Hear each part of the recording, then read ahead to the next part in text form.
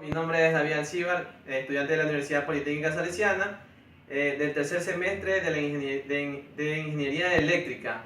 El motivo de este video es acerca de ecuaciones diferenciales y voy a empezar con una introducción acerca de para qué nos van a servir este tipo de ecuaciones en nuestro futuro estudio de ingeniería. Lo primero que vamos a resaltar es este circuito que vemos aquí.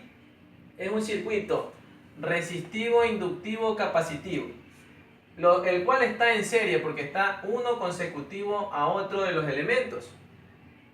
En el mismo vamos a observar que la intensidad es igual en cada parte del circuito, nuevamente porque está en serie.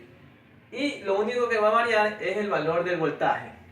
El valor del voltaje va a ser el siguiente: el voltaje de la resistencia más el voltaje de la bobina o inductivo más el voltaje del capacitor, y eso va a ser igual a 0. Ahora, va a ser igual a 0 porque, como dijimos al inicio, no tiene ninguna fuente de tensión.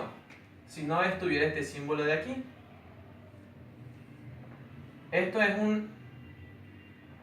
una fuente de tensión o de voltaje. En este momento el ejercicio no nos lo proporciona, por eso es igual a 0. Ahora, lo siguiente que tenemos que expresar es cada uno de los voltajes en función de la intensidad, y vamos a ver cómo se realiza.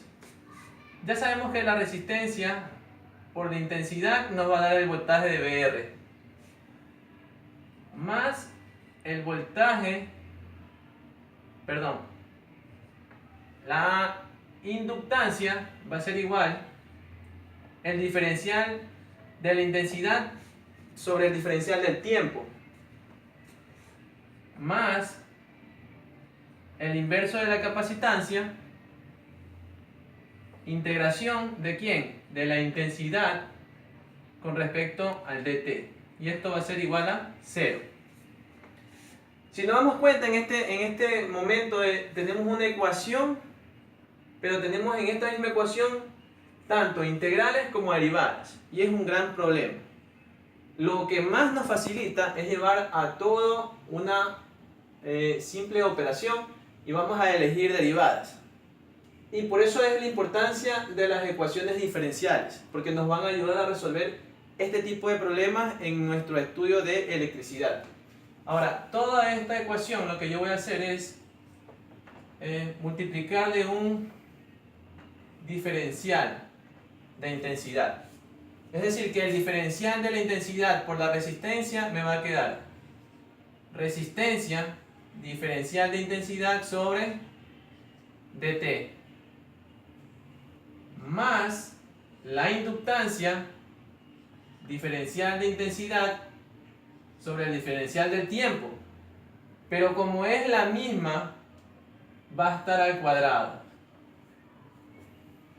más 1 sobre c, y como sabemos que la derivada es opuesta a la integral, simplemente nos va a quedar y eso va a ser igual a 0.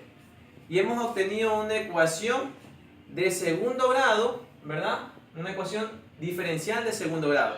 Aunque al principio no la podemos identificar directamente porque está en una forma desordenada. La vamos a proceder a ordenar para ver cómo nos va a quedar.